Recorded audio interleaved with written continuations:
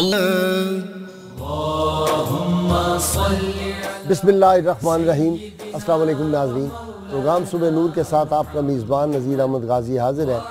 ناظرین کرام، حضرت ابو انیس محمد برکت علی صاحب رحمہ اللہ کی تالیف اسماء النبی الکریم صلی اللہ علیہ وآلہ وسلم سے ایک اسم مبارک پڑھنے کی سعادت حاصل کر رہا ہوں۔ سیدنا الشاہد صلی اللہ علیہ وآلہ وسلم، ہمارے سردار گواہی دینے والے، درود و سلام بھیجے اللہ آپ صلی اللہ علیہ وسلم، آپ کے آل پاک اور آپ کے صحابہ کرام پر۔ اللہ تعالیٰ نے قرآن مجید میں ارشاد فرمایا، اے حبیب کریم صلی اللہ علیہ وسلم، ہم نے آپ کو گواہی دینے والا، خوشخبری سنانے والا اور ڈر سنانے والا بنا کر بھیجا ہے۔ سیدنا جابر بن عبداللہ رضی اللہ تعالیٰ عنہ سے روایت ہے کہ حضور اکرم صلی اللہ علیہ وسلم نے جنگ احد کے شہیدوں کو دو دو کر کے ایک ہی کپڑے میں سپرد خاک کیا، اور ساتھ میں یہ بھی فرمایا کہ ان میں سے جس نے قرآن زیادہ پڑھا ہوا ہے اس کو لحد میں سب سے آگے رکھو، اور فرمایا کہ قیامت کے دن میں ان پر گواہی دوں گا، اور آپ صلی اللہ علیہ وسلم نے ان شہداء کو بغیر غسل اور بغیر جنازہ کے دفن فرما دیا۔ ناظرین کرام، صاحبزادہ غلام نصیر الدین نصیر گولڑا شریف والے جو تھے، انہوں نے بہت اچھا ایک شعر لکھا کہ شریعت کے گلستان میں طریقت کے دبستان میں، شریعت کے گلستان میں طریقت کے دبستان میں، جدھر دیکھو اجالا ہی اجالا غوث اعظم کا، اور صداقت میں، سخاوت میں، ریاضت میں، عبادت میں قیامت تک رہے گا بول بالا غوث اعظم کا۔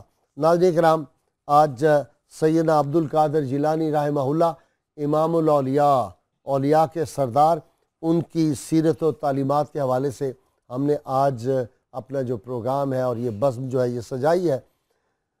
سیدنا عبد القادر جیلانی رحمہ اللہ فرمایا کرتے تھے کہ اللہ تعالیٰ نے مجھ پر بہت کرم کیا کہ مخلوق کی بھلائی میرے دل میں ڈال دی، اور آپ کا معمول مبارک یہ تھا ناظرین کرام کہ جب آپ کا وصال پاک ہوا تو آپ کے ایک صاحبزادے کسی آدمی کے پاس گئے ملازمت کے لیے۔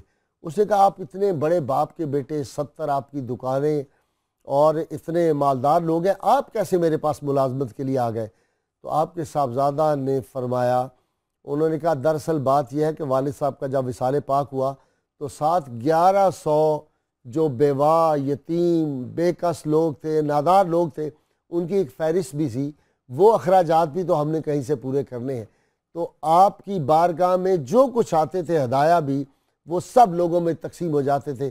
سیدنا عبد القادر جیلانی جس طرح روحانی فیض کو لٹاتے تھے، جس طرح کلزم علم و عرفان کو بہاتے تھے، دوسری طرف غریب اور نادار لوگوں کی بھی اسی طرح ہی امداد فرمایا کرتے تھے۔ آپ سخی کیوں نہ ہوتے، آپ کا سارا گھرانہ، آپ کا عالی نسب جو تھا، وہ سارا گھرانہ ایک سے ایک بڑھ کے سخی تھا، اور یہ سخاوت کے دریا آج تک بہہ رہے ہیں۔ سیدنا عبد القادر جیلانی کے حوالے سے یہ جو محافل پاک ان کی یاد میں ہوتی ہے، جس کو عمومی طور پہ ہم 11ویں شریف کہتے ہیں، منائی جاتی ہے، دراصل وہاں کتنے غریب لوگ ہوتے ہیں جو شاید ویسے پورا مہینہ کہیں سے اتنا اچھا کھانا نہ کھا سکتے ہوں، ان کو اس ختم پاک میں کھانا غریبوں کو ملتا ہے، غریبوں کو کپڑے ملتے ہیں۔ تو آج تک جس طرح صوفیاء کرام جو سلسلہ قادریہ یا دیگر سارے سلاسل کے ہوں، جس طرح ان کو سیدنا عبد القادر جیلانی کا فیض روحانی پہنچ رہا ہے، وہاں پر غریب اور ناداروں کو آج تک ان کے پیٹ کی بھوک جو ہے وہ بھی مٹائی جا رہی ہے۔ آج آپ کی حیات و تعلیمات کے حوالے سے ہم گفتگو کریں گے۔ میرے ساتھ شریک گفتگو ہے ملک کی عظیم روحانی شخصیت اور علمی شخصیت، اور بلکہ ابھی میں ان سے پوچھوں گا، سیدنا عبد القادر جیلانی کے حوالے سے انہوں نے بڑی معرکۃ الاراء کتاب بھی لکھی ہے۔ صاحبزادہ محب اللہ نوری صاحب، آپ کا بہت شکریہ۔ ان کے ساتھ آپ کے محبوب اسکالر جناب مفتی محمد فاروق القادری، آپ ان سے بھی واقع مفتی صاحب بہت شکریہ، اور نوجوان اسکالر اور ماہر اکمالیات اور ڈبل PhD بہت لائق فائق اسکالر میرے ساتھ ڈاکٹر طاہر امین تنولی، ڈاکٹر صاحب آپ کا بھی بہت شکریہ۔ اور آخر میں ناظرین کرام، سیدنا عبد القادر جیلانی کی منقبت ایسے شخص سے پڑھواؤں گا، حافظ قرآن اور اندر اور باہر کا پکا صوفی جناب حافظ محمد بابر صاحب، ان کی آواز میں ایک اللہ نے خاص سوز عطا کیا ہے، وہ آپ کو سنوائیں گے۔ صاحبزادہ صاحب، حضرت کی حیات و تعلیمات، سیدنا عبدالقادر، پہلے تو بتائیں آپ نے کتاب لکھی، اس کا نام کیا ہے کتاب کا؟ جی میں نے بسم اللہ الرحمن الرحیم، یہ کتاب میں نے لکھی ہے ورفعنا لک ذکرک کا سایہ تجھ پر۔ ٹھیک، سبحان اللہ، نام بہت زبردست۔ یہ جو نام ہے اصل میں یہ شعر ہے حضرت اعلیٰ حضرت فاضل بریلوی رحمۃ اللہ علیہ کا ہے۔ جی ورفعنا لک ذکرک کا سایہ تجھ پر، ذکر اونچا ہے تیرا، بول ہے بالا تیرا۔ جی بسم اللہ، جی حیات و تعلیمات آپ کی۔ حضرت سیدنا غوث اعظم رضی اللہ تعالیٰ عنہ کی ساری زندگی، ساری عمر جو ہے وہ اپنے نانا جان سید الانبیاء صلی اللہ علیہ وسلم کی تعلیمات کو عام کرنے میں گزری۔ حضور علیہ السلام کا ارشاد ہے علموا الناس علموہ الناس، علم حاصل کرو اور آگے اس علم کو پھیلاؤ۔ ٹھیک، آپ کی زندگی میں نمایاں پہلو یہ تھا کہ آپ نے بچپن سے ہی آپ کو حفظ قرآن آپ نے کیا، اس کے بعد پھر اعلیٰ تعلیم کے لیے آپ بغداد میں گئے، اور اس وقت امام غزالی بغداد چھوڑ رہے تھے جب آپ بغداد میں داخل ہوئے۔ گویا کہ اللہ تعالیٰ نے اس شہر میں ایک کے بعد دوسرے مرد کامل کو وہاں پہ بھیج دیا۔ سبحان اللہ۔ آپ نے مجاہدے کیے، مراقبے کیے، اور فاقے برداشت کیے، اور رزق حلال کے اصول کے لیے آپ نے یعنی مشتبہ غذا سے آپ بچتے تھے، اور درختوں کے پتے کھا کر، بعض اوقات ایسا بھی ہوتا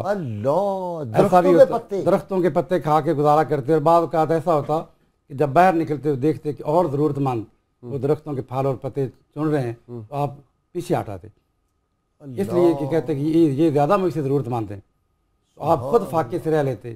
مخلوقی ہمدردی جو میں نے عرض کہا، واقعی۔ اور پھر جب مسجد میں آ کے بیٹھے تو ایک بندہ کھانا کھا رہا تھا، اس نے آپ کو بھی کہا بھی آپ میرے ساتھ کھانا کھا لیں، آپ نے معذرت کی، اس نے بڑا اصرار کیا۔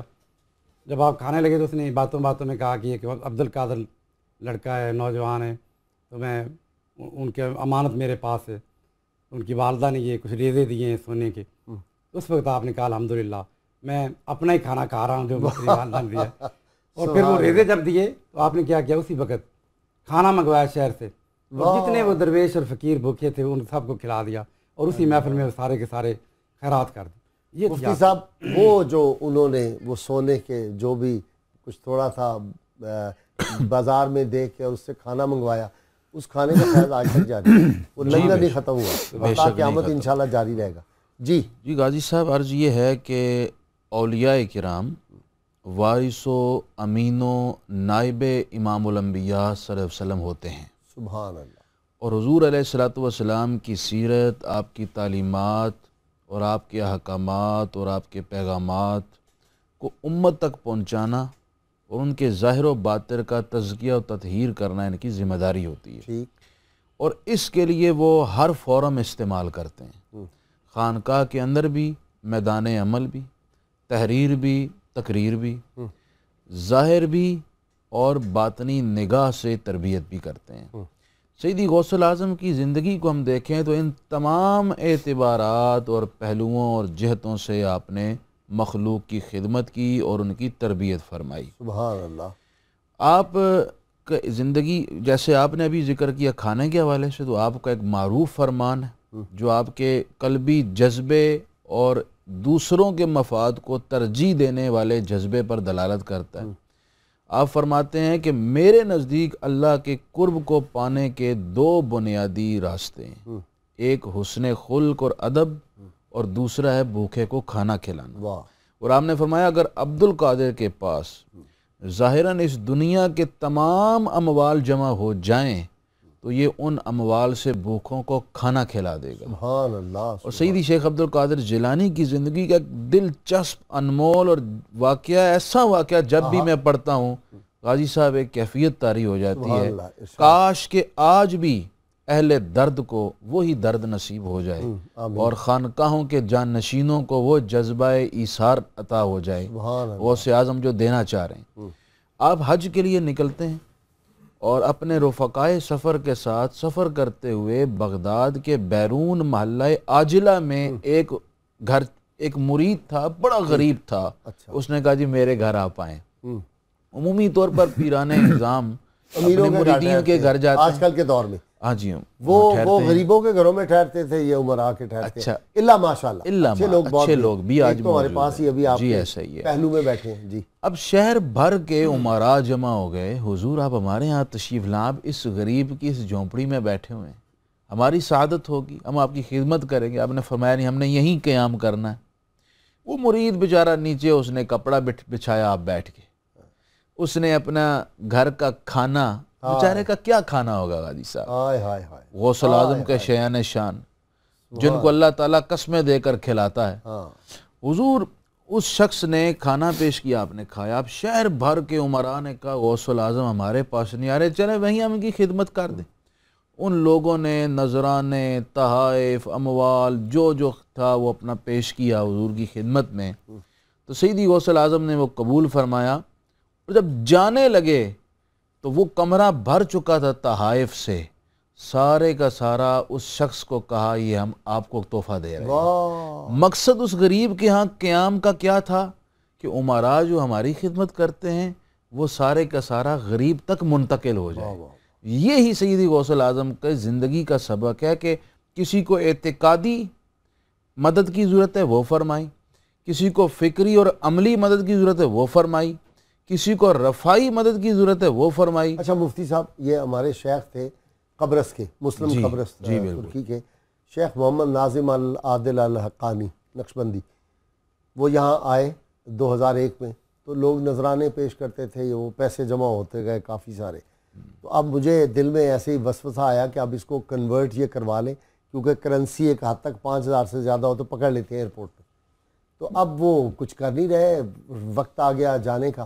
تو جب جانے کا وقت آیا تو آپ نے سارے پیسے پکڑے، اور یہ شاہ محمود قریشی کی جو ہمشیرہ تھی ان کے ہاں آپ کا قیام تھا، تو وہ انہوں نے سارے نوکروں کو پیسے دے دیے، اور آدھے پیسے ایئرپورٹ پہ جا کے جتنے گارڈ تھے سب کے کر کے، تو آخر میں کہتے ہیں اوکے مسٹر غازی، شیخ غازی الحمدللہ، ایسے ہاتھ کر کے. کیا سیرت تھی ان لوگوں کی، دوسروں کو ترجیح دی. پیسے کی ذرا برابر بھی گنجائش اور جگہ ہی نہیں تھی ان کے دل میں، ان کی نظر میں کوئی حیثیت اور کوئی اوقات ہی نہیں تھی. واہ واہ. جی ہاں. صبح. اچھا جی ڈاکٹر صاحب، خاص تعلیمات سیدنا عبدالقادر جیلانی. جی گائی صاحب قبلہ، حضور غوث سیدنا سیدنا شیخ عبدالقادر جیلانی کی شخصیت جو ہے وہ عالم اسلام کے اندر، ہماری تاریخ کے اندر اسلام کے احیاء، ملت اسلامیہ کے احیاء کا ایک سرچشمہ کی حیثیت رکھتی ہے.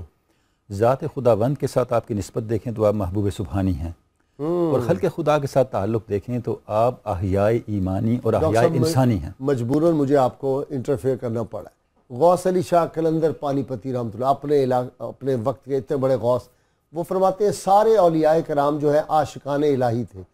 دو ایسے ہیں جو محبوبان الہی تھے، ایک محبوب سبحانی سیدنا عبدالقادر جیلانی، دوسرا جناب حضرت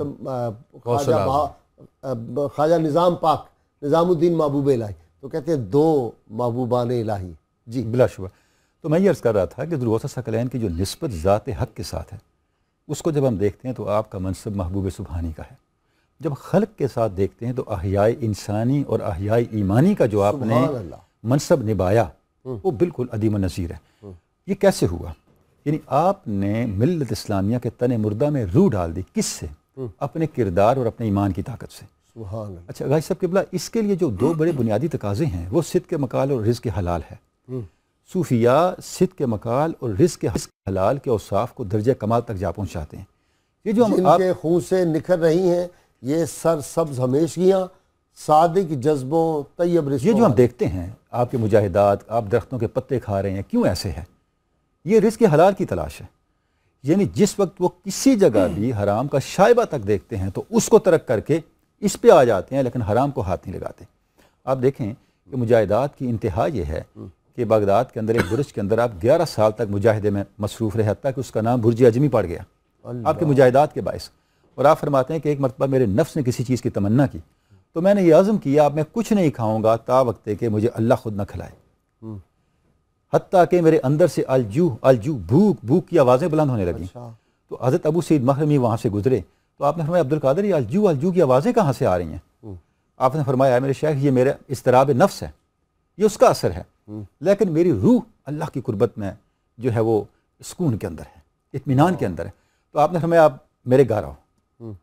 کیونکہ آپ نے ارادہ کر رکھا تھا اس وقت تک میں نہ کھاؤں گا جب تک اللہ خود نہ کھلائے گا، یہ کہہ کے وہ چلے گئے۔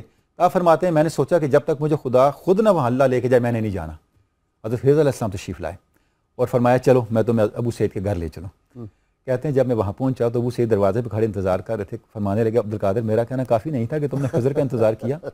یعنی مجاہدات اور پھر اپنے ہاتھ سے ان کے منہ میں لقمہ ڈالتے تھے، مجاہدات کو، اور سیدنا عبد القادر جیلانی فرمایا کہ میرے اندر نور سے میرا پیٹ بھر جاتا تھا۔ اس کے پیچھے وہ کمٹمنٹ، بھائی صاحب قبلہ جو شریعت اور جو قرآن و سنہ کی تعلیمات عام طور پہ ہم الفاظ میں دیکھتے ہیں، حضور صلی اللہ علیہ وسلم نے ان کو عمل کے اس درجے تک، اس کمال تک پہنچایا۔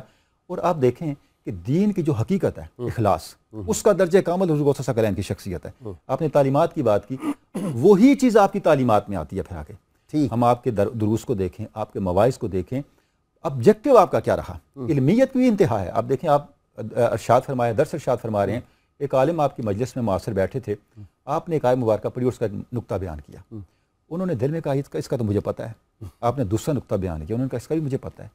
جب تیسرے پہ آئے انہوں نے کہا اس کا تو مجھے نہیں پتا تھا، کہ آپ نے 40 نکات بیان کیے جن کا ان کو نہیں پتا تھا۔ لیکن آپ کے تمام مواعظ کو دیکھیں، آپ کا فوکس کس پہ ہے؟ آپ کا فوکس ہے سارے کا سارا انسان سے۔ سیدنا عبدالرزاق آپ کے شہزادے کہتے ہیں جب وہ پڑھ لکھ کے آئے تو انہوں نے ایک دن آ کے کہا ابا جان میرا جی چاہتا ہے آج میں واز کروں۔ آپ نے فرمایا جاؤ، آج آپ میری جگہ خطبہ دے دو واز۔ جب وہ ممبر پہ بیٹھے، بات شروع کی تو جتنا علم تھا، جو فلسفہ منطق جو کچھ پڑھا تھا، سب کچھ آزما دیا، لوگ ٹس سے مس نہ ہوئے۔ حضور تشریف لائے، آپ ممبر پہ بیٹھے، آپ نے صرف 2 باتیں کی۔ فرمایا کل میرا روزہ تھا اور روزے کے افطار کرنے کے لیے میں نے پانی سراہی میں رکھا ہوا تھا، انڈے رکھے کہ بلی آئی اور اس نے نیچے گرا دیا اور پورا جو اجتماع تھا بے خود ہو گیا۔ جب واپس لوٹے تو سیدنا عبدالرزاق نے پوچھا ابو جان یہ کیا ہے؟ میں نے سب کچھ کا اثر نہیں ہوا۔ تو آپ نے فرمایا کہ یہ سوز دروں ہے۔ اور میاں صاحب نے فرمایا نا کہ سخن بلا ہے دردوں بھریا، بن دردوں کچھ نہیں، نڑاں کماداں فرق رہو دا، کیا کانے کیا کہیں۔ یہ جو اخلاص کی طاقت ہے، سخن محمد دین گواہی حالوں، جس پلے پھل بدے ہون آوے باس رومال۔ یہ جو اخلاص کی طاقت ہے، حضور غوث الثقلین نے وہ گر بتا دیا کہ اس کو آپ نے روح عمل کیسے کرنا ہے، اس کی اہمیت کیا ہے۔ اس سے آپ کا جو وجود، دینی وجود ہے، آپ کا جو ایمانی وجود ہے، اس کو صحت کس طرح ملتی ہے۔ دیکھیں آپ فرماتے ہیں التقویٰ دواء وترکها داء، دوا تقویٰ ہے، اس کو چھوڑ دینا بیماری ہی بیماری ہے۔ صاحبزادہ صاحب شیخ عبدالحق معتز علی رحمۃ اللہ فرماتے تھے کہ سیدنا عبد القادر جیلانی ان لوگوں میں سے ہیں، اور معروف کرخی رحمۃ اللہ علیہ، کہ جس طرح اپنی ظاہری حیات میں فیض تقسیم فرماتے تھے، اپنی قبروں میں زندہ ہیں اور اسی طرح فیض تقسیم فرما رہے ہیں۔ سیدنا غوث اعظم رضی اللہ تعالیٰ نے خود یہ فرمایا کہ میں جب آدمی فنا کی منزل پا لیتا ہے اور اپنی خواہشات کو مٹا کے، اس وقت اللہ تعالیٰ اس کو تکوین کے منصب پر فیض کر دیتا ہے، یعنی اس کی زبان سے جو بات نکلتی ہے وہ کون کا درجہ رکھتی ہے۔ جس طرح آپ کی حیات مبارک میں اس کا عملی ظہور ہوتا تھا کہ آپ جو بات فرما دیتے تھے وہ پھر فوراً اللہ پاک اس کو پورا کرتا تھا، اسی طرح آپ کی قبر جو ہے، نام فقیر تنادا باؤ قبر جنا دیجیے، آج آپ کی قبر جو ہے وہ بتا رہی ہے، اور پوری دنیا کے اندر یا شیخ عبد القادر جیلانی شیخ اللہ کا وظیفہ پڑھا جاتا ہے، اور غوث اعظم اس کی امداد کرتے ہیں، مدد فرماتے ہیں۔ بعض لوگوں کا خیال ہے کہ اس میں تو شرک کی بو اس میں شرک اس لیے نہیں ہے کہ اللہ سے مانگ رہے ہیں نا۔ غوث اعظم شیخ اللہ اللہ کے لیے دو کہ اللہ پاک اپنے بندوں کو، یعنی ہاتھ تو بندے کا ہوتا ہے، لیکن وہ اللہ پاک فرماتا ہے جب میں کسی بندے پر راضی ہو جاتا ہوں تو میں کون تو سمع اللہ دی، پھر میں کان اس کی ہوتے ہیں۔ ہاتھ ہے بندے کا، ہاتھ ہے اللہ کا، بندہ مومن کا ہاتھ، غالب ہو، کار آفریں ہو، کار کشاؤ، کار ساز۔ یہ اللہ رب العزت نے اپنے بندوں کو، تو مظہر تو اللہ پاک کی شان تو اللہ پاک کی ہے، اللہ رب العزت جس کو چاہے۔ حدیث پاک میں آتا ہے نا کہ حضور اکرم صلی اللہ علیہ وسلم سے آپ نے پوچھا گیا کہ سب سے بڑا داتا کون ہے اور سخی کون ہے، مشکات شریف کی حدیث ہے، تو لوگوں نے کہا اللہ و رسول عالم، صحابہ کی جو عادت تھی کہ وہ ہر کام کو، اچھا یہ یقین تھا ان کو اللہ و رسول عالم، یعنی یہ ان کا اللہ جانتا ہے اور اللہ کے رسول جانتے ہیں۔ اللہ پاک نے حضور علیہ السلام کو بھی وہ علم عطا کر دیا کہ کائنات کی کوئی چیز حضور علیہ السلام سے پوشیدہ نہیں ہے۔ حضور نے فرمایا کہ سب سے بڑا داتا جو ہے وہ اللہ ہے۔ اس کے بعد حضور علیہ السلام نے فرمایا کہ اس کے بعد پھر کون ہے؟ فرمایا پھر میں ہوں۔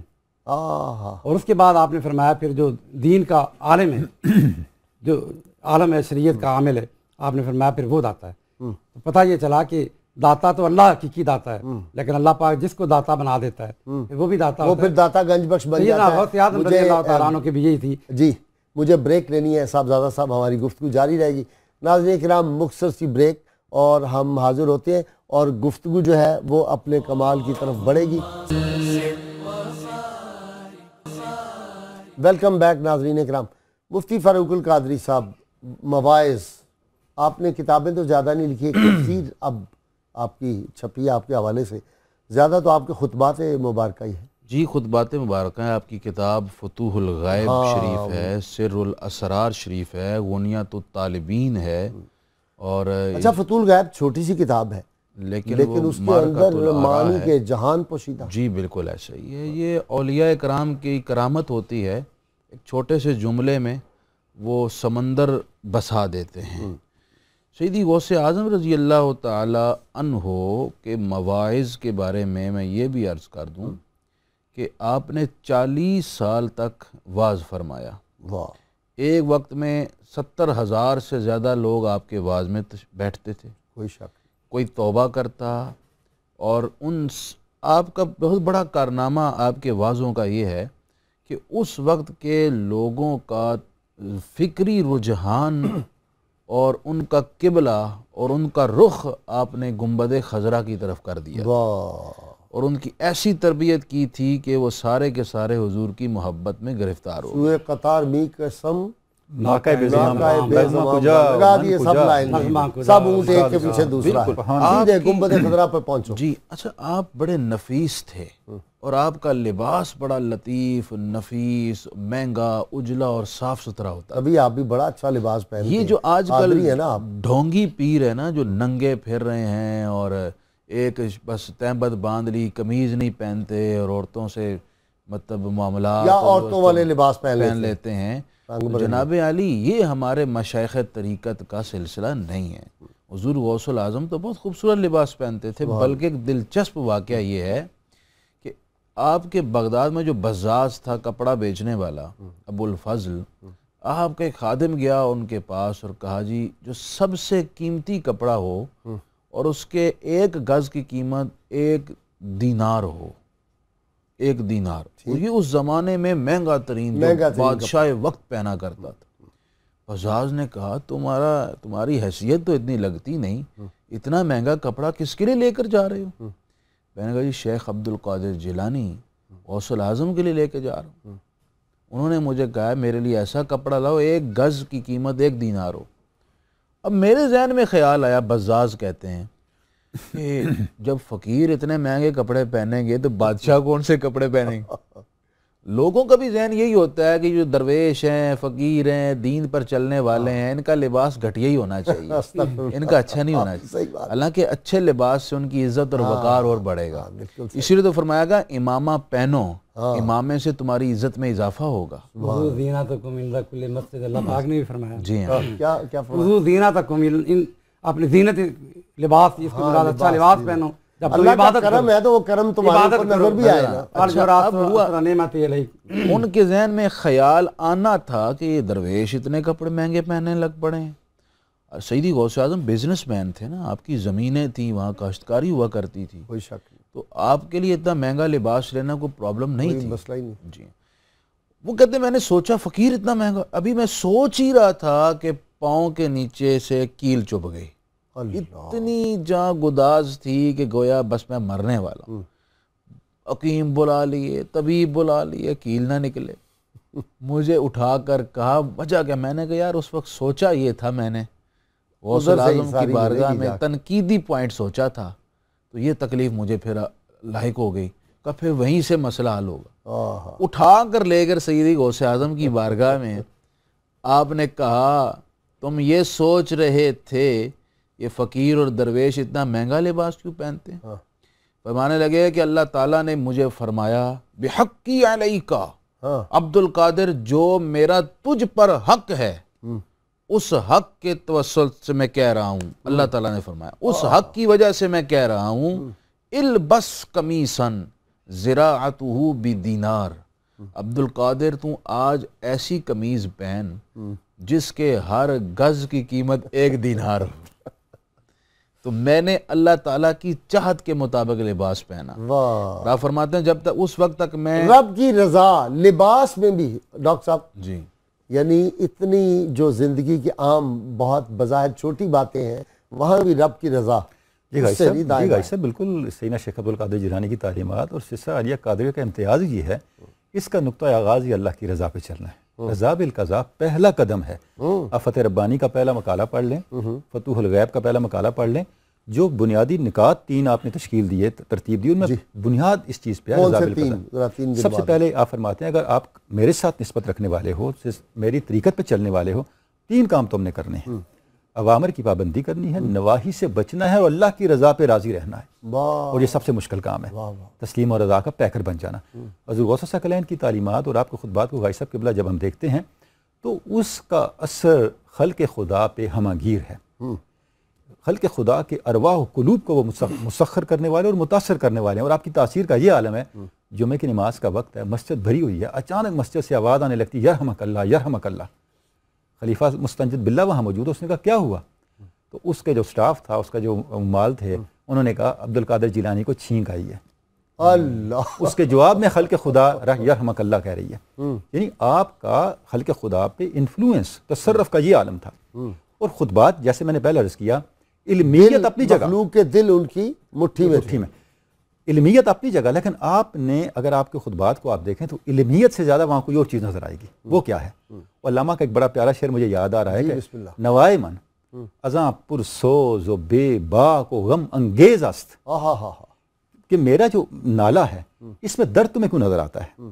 درد اس لیے نظر آتا ہے کہ جو شرر بخاشاکم مفتاد وہ بعد صبح و دم تیز است, کہ میرے سامان کو آگ لگ گئی ہے اور ہوا بھی بڑی تیز ہے. حضور غوث ثقلین یہ دیکھ رہے ہیں سوسائٹی جر رہی ہے. اسی آپ فرماتے ہیں لیس لی غم الا غمک ولیس لی ہم الا ہمک, اے میرے مخاطب مجھے زندگی میں کوئی غم نہیں ہے سوائے تیرے غم کے, مجھے کوئی دکھ نہیں ہے, کوئی درد نہیں ہے سوائے تیرے درد کے, کہ تیری اصلاح ہو جائے. بجھ رہے ہیں چراغ دار و حرم, دل جلاؤ کے روشنی کا. حضور غوث ثقلین کی تعلیمات کو آپ دیکھیں, ایسے لگے گا اب بھی گفتگو ہو رہی ہے, ابھی آپ کو خطاب کر رہے ہیں. صحیح. یعنی اخلاص کیسے پیدا ہونا ہے, تقویٰ کیسے زندگی کے اندر آنا ہے, وہ دل سے نکلنے والی باتیں ہیں. اور جو قرآن مجید کی ایک اصلاح کا پہلو ہے تعلیمات کا, اس پہلو کا ایک عملی اثر ہمیں نظر آتا ہے. کہ آپ ابھی فتوح الغیب کا ذکر ہوا, اس کا 78واں مقالہ ہے جس میں آپ فرماتے ہیں کہ طالب کے لیے اور راہ حق کے مسافر کے لیے 10 چیزیں کرنی بہت ضروری ہیں. وہ کیا ہیں؟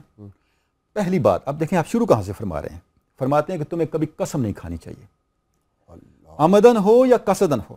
نمبر 2, جھوٹ نہیں بولنا. اور تیسری بات آپ فرماتے ہیں وعدہ کبھی نہ کرنا, کیونکہ اکثر وعدے ایفا نہیں ہوتے, اور اگر کر لو پھر وعدہ پورا ضرور کرنا ہے. پھر آپ فرماتے ہیں کہ خلق خدا پہ اپنا بوجھ نہ ڈالو, خلق خدا کا بوجھ اٹھانے والے بنو. کتنی بڑی بات ہے, خلق خدا پہ بوجھ نہ ڈالو. پھر فرماتے ہیں خلق خدا کو لعن طعن نہ کرو, مخلوق کے لیے بد دعا نہ کرو, اپنے اعضاء کو ظاہری اور باطنی گناہوں سے بچا کے رکھو. اور آخر میں جو آخری بات فرماتے ہیں کہ تواضع اختیار کرو, کیونکہ تواضع جو ہے وہ سالک کے لیے استحکام کا محل ہے, اس کو استحکام تواضع سے ملتا ہے. تقویٰ کی انتہا تواضع ہے, صوفیاء کی اعلیٰ ترین خصلت تواضع ہے. اللہ کی بارگاہ میں انکساری کے ساتھ اور عجز کے ساتھ رہو, اور خلق خدا کے لیے بچ جاؤ, انسانیت کے احترام کو اختیار کرو. غازی صاحب کے اللہ میں آپ کو عرض کرتا ہوں, یہ صوفیاء کی تعلیمات ہیں. آپ کے لیے 10 نکات کو لے لیں. آج ہماری سوسائٹی جس طرف جا رہی ہے, اگر ہماری خانقاہیں, ہمارے سلاسل طریقت اس تعلیم کو اپنا پروٹوکول بنا لیں, آپ کی پوری سوسائٹی بدل جائے. یعنی ظاہراً اور باطناً ہمارا جو سوشل کنڈکٹ کیا ہونا چاہیے, ہمارا ایٹیٹیوڈ کیا ہونا چاہیے, ہماری عادات و اطوار, ہمارے رویے, ہمارا ظاہر و باطن کیا ہونا چاہیے, یہ سب کچھ آپ کو ضرور غوث ثقلین کی تعلیمات میں ایک ریفلیکٹ ہوتا ہوا نظر آتا ہے. اور صاحب لیکن ہم پوری کوشش کر رہے ہیں کہ کسی طرح صوفیاء کی تعلیمات اپنے کورس سے, اسکولوں کالجوں سے نکال دیں, سیدنا عبدالقادر جیلانی کو بھلا دیں, اپنے اسلاف کو بھلا دیں. اب ہم کوئی نئے اسلاف بنائیں, گھڑیں. برکت تو اسی میں ہے نا, جب تک ہم اپنے اسلاف کے ساتھ اپنا رابطہ قائم رکھیں گے. دوڑ پیچھے کی طرف ہے گردش ایام, تو کامیابی اس وقت تک ہمارے مقدر میں نہیں ہے. ہم ان اسلاف کے نقشے قدم پہ چلیں گے. ہمارے اسلاف جو ہیں سیدنا غوث اعظم رضی اللہ تعالیٰ نے, انہوں نے اعلیٰ مثالیں قائم کی کہ وقت کے حکمران جو ہیں ان کو آپ نے کلمہ حق کہا, اور کبھی آپ کسی حکمران کے لیے کھڑے نہیں ہوئے. اس کی عزت کھڑے آئے تو استقبال کے لیے کھڑے ہو جائیں. کبھی کسی کے دربار میں کبھی کسی دربار پہ نہیں گئے. اور بے نیازی کا یہ عالم تھا کہ خلیفہ وقت آ رہا ہے اور 10 اشرفیوں کے توڑے لے کے تھیلیاں لے کے آ رہا ہے. وہی وہ پہلے بات ہو رہی تھی آپ نے رزق حلال کی، تو آپ نے اس میں سے آپ نے کہا کہ یہ اٹھا لے جائے. آپ نے اس نے بھی بڑا اصرار کیا. آپ نے اس میں سے ایک تھیلی اٹھائی اور یوں دبایا، تازہ انسانی خون اس سے نچڑا. آپ نے فرمایا کہ تو یہ شرم نہیں آتی انسانی خون نچوڑ کے غریبوں پہ ظلم کرتے ہوئے، عوام کا خون چوس کے میرے پاس ہدیہ بنا کے لیا ہے. تو اب تو یہ ہوتا ہے کہ جو لوگ اقتدار میں ہوتے ہیں وہ خود بھی خون پیتے ہیں اور جو نام نہاد مشائخ علماء ان کو بھی خون پلاتے ہیں. جی حضوری اور درباری جو ہیں غوث اعظم رضی اللہ عنہ ان کو ان علماء سو کو ان کی آپ نے بڑی مذمت کی. آپ نے کہا تم نے اپنے قبلے بدل لیے، تم دنیا داروں کے دروازے پہ جاتے ہو اور تمہیں رسول اللہ صلی اللہ علیہ وسلم کی بات دعوت تم کرتے ہو، ان کی نیابت کا اور ان کے علم کا. حضور غوث اعظم رضی اللہ تعالیٰ نے اس بات پر بڑا زور دیا. دوسرا یہ کہ شریعت مصطفیٰ کی اتباع. آپ نے کہا کہ ہمارے رب اور قائد اور رہنما حضور اکرم صلی اللہ علیہ وسلم کی ذات ہے. کسی کو جو فیض ملے گا حضور علیہ السلام کی ذات سے، ان کے ادب سے، ان کی محبت سے اور ان کی عشق کے بغیر کوئی فیض نہیں ملتا. آپ نے کہا کہ 2 باتیں، کتاب اور سنت، جب تک یہ تیرے 2 پر ہیں ان کے ساتھ اڑے گا تو اللہ کی بارگاہ میں تجھے کامیابی ورسائی نصیب ہوگی. آپ نے فرمایا کہ وہ لوگ جو نفلوں کی بڑا پابندی کرتے ہیں، خاص راتیں آتی ہیں تو نوافل ساری رات پڑھتے رہے اور فرائض کی پرواہ نہیں کرتے. آپ نے فرمایا کہ اللہ پاک وہ فرض بھی قبول نہیں کرتا، اگر نفل جو ہیں وہ نفل نہیں قبول کرتا جب تک کہ فرضوں کی نہ ہو. فرض پڑے پہلے وہ تیرے اوپر قرض ہے اور لازمی ہے، اور جو آدمی فرضوں کی میں کوتاہی کرتا ہے اللہ اس کو ذلیل اور رسوا کر دیتا ہے. اسی طرح آپ نے اپنے خطبات کے اندر حضور اکرم صلی اللہ علیہ وسلم کی شریعت پر عمل جو ہے اس کی آپ نے فرمایا کہ کل حقیقت، ہر وہ حقیقت جس کو شریعت رد کر دے وزند کا وہ بے دینی ہے. یہی وجہ ہے کہ آپ کو عبادت اور ریاضت کی جب اعلیٰ آپ نے کئی سال 25 سال تک آپ نے ویرانوں میں اور شب بیداری بھی کیا آپ نے، اور 15 سال تک آپ نے یہ معمول بنایا کہ ہر رات قرآن کریم ختم کرتے تھے نوافل میں. ایک رات ایسی ہی تھی کہ ایک نور چمکا اور اس سے آواز عبد القادر میں تیرے پر راضی ہو گیا ہوں، میں نے تیرے پر جا تجھے عبادت معاف کر دی. آپ نے ایک لمحے کے لیے سوچا، آپ نے کہا کہ رسول اللہ صلی اللہ علیہ وسلم آپ کو عبادت کرتے تھے، ہم کون ہوتے؟ سمجھ گئے. آپ نے فوراً لاہور پڑھی، فرمایا دفع ہو جا مردود، تو مجھے گمراہ کرنے آ گیا. وہ جو نور تھا نظر آ رہا وہ غائب ہو گیا اور دھواں بن گیا. پھر جاتے جاتے اس نے ایک اور وار کیا شیطان نے. اس نے کہا کہ عبد القادر میں 70 بلیوں کے اس مقام سے میں گمراہ کر چکا ہوں، تیرا علم تجھے بچا گیا. آپ نے پھر لاہور پڑھی، آپ نے فرمایا کہ علم دے نہیں اللہ کے فضل نے مجھے بچایا. اللہ کا فضل بچاتا ہے، اللہ کا فضل بچایا. مفتی صاحب جی، حضور سیدی غوث اعظم کی دور اعظم میں کیوں ان تعلیمات پر عمل ہو؟ لوگ کہتے ہیں کہ پرانی باتیں ہیں، مفتی فاروق القادری پرانی باتیں سناتے ہیں. میں اب نئی بات سنانے لگا ہوں.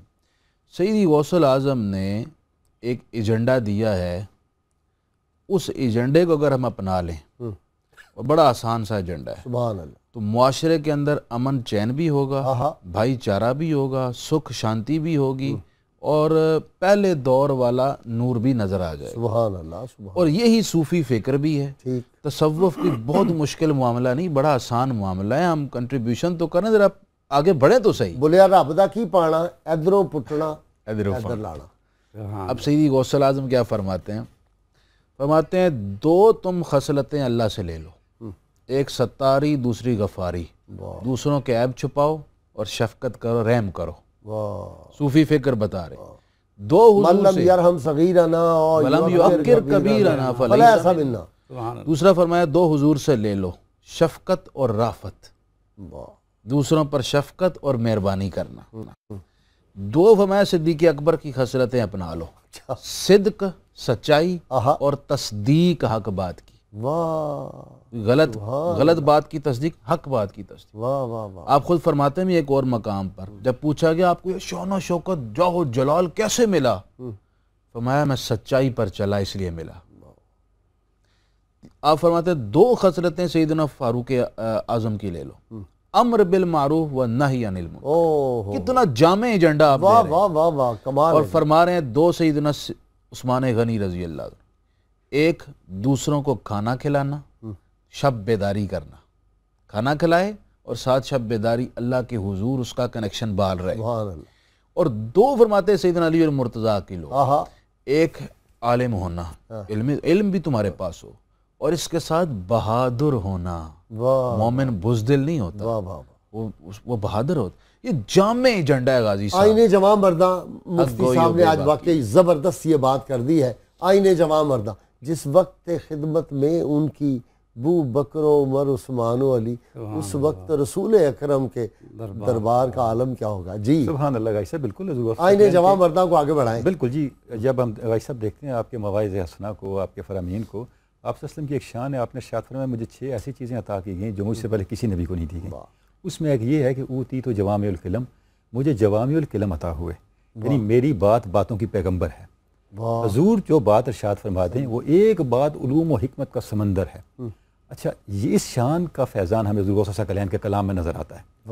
آپ حضور غوث ثقلین کے فرامین کو دیکھیں، ایک جملہ ہوگا لیکن حکمت کا. مثلاً آپ فرماتے ہیں یا غلام کن صحیحاً تکن فصیحاً، اے غلام تو اپنے عادات و اطوار کو ٹھیک کر لے، تیرے ظاہر و باطن کو خدا سنوار دے گا. اور آپ دیکھیں یہ براہ راست قرآن مجید ہے.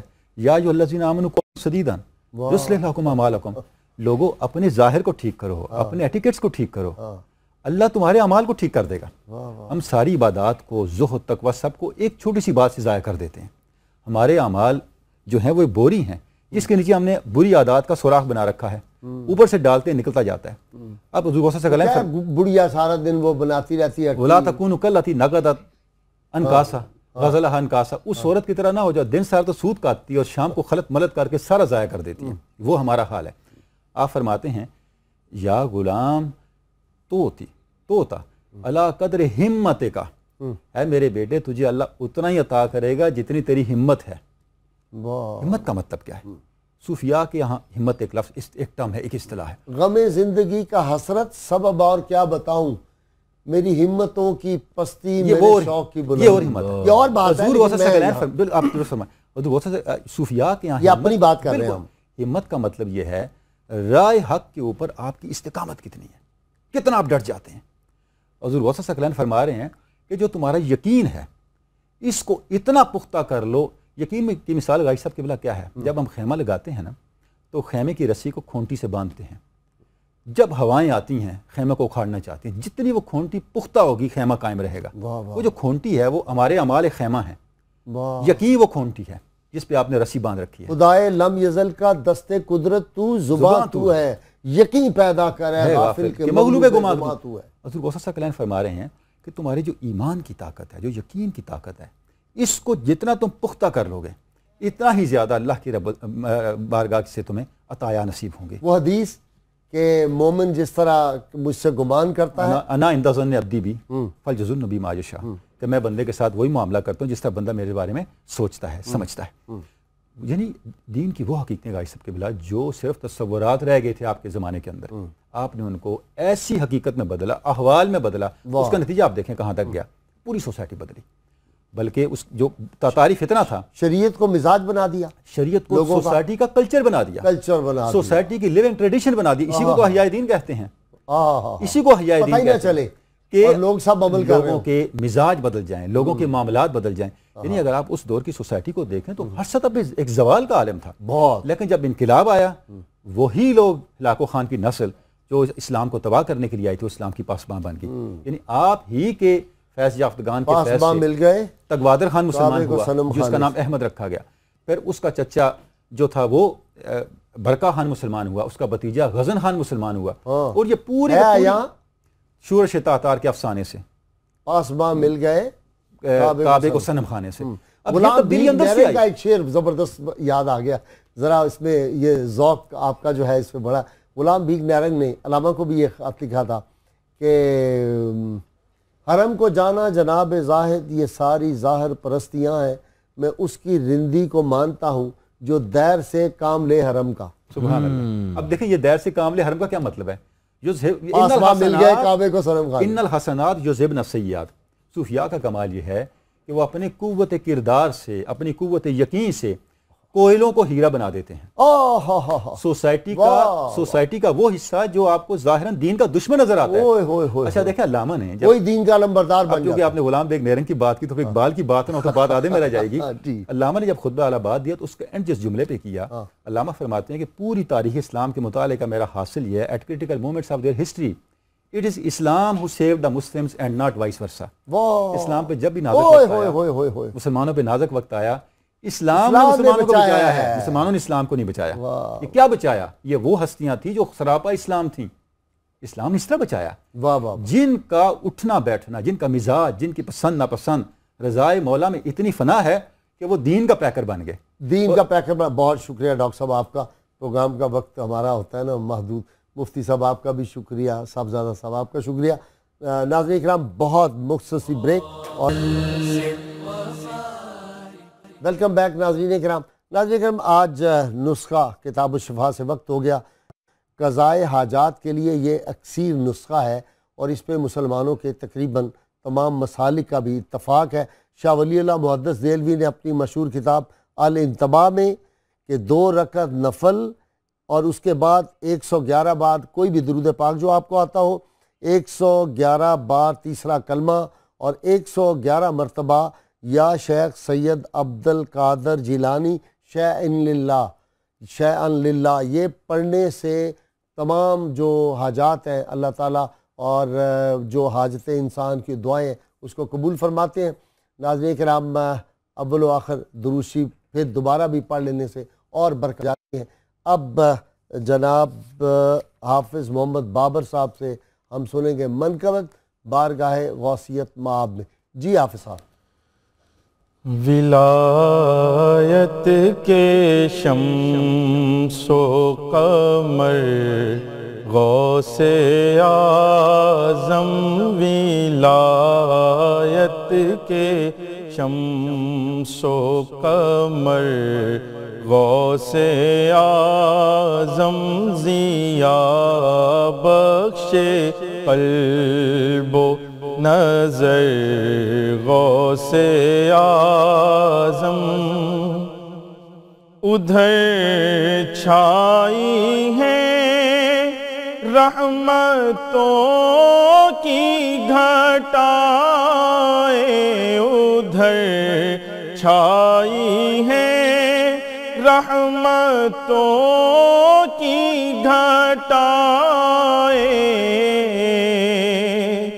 تمہاری نظر ہے جدھر غوث اعظم, ولایت کے شمس و قمر غوث اعظم. وہاں گوشہ گوشہ ہے جنت بداماں, وہاں گوشہ گوشہ ہے جنت بداماں, جہاں ہو گئے جلوہ گر غوث اعظم, ولایت کے شمس و قمر غوث اعظم. پکارا جہاں دستگیری کو آئے, پکارا جہاں دستگیری کو آئے, مریدوں سے ہے باخبر غوث اعظم, ولایت کے شمس و قمر غوث اعظم, ضیا بخش قلب و نظر غوث اعظم, ولایت کے شمس و قمر غوث اعظم.